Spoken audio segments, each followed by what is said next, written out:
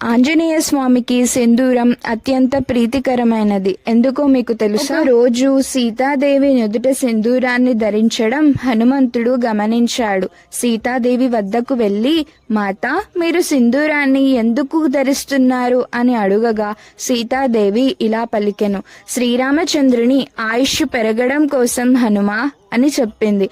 అప్పుడు హనుమంతుడు శ్రీరాముని ఆయుష్కు సింధూరమే కారణమని భావించి తాను కూడా సింధూరాన్ని శరీరమంతా పూసుకున్నాడు. మరి ఈ సింధూరం ఎలా తయారవుతుందో మీకు తెలుసా? ఈ సింధూరాన్ని తయారు చేయడానికి ఉపయోగించే ఈ మొక్క పేరు సింధూరం చెట్టు లేదా హనుమంతుని సింధూరం చెట్టు అని కూడా అంటారు.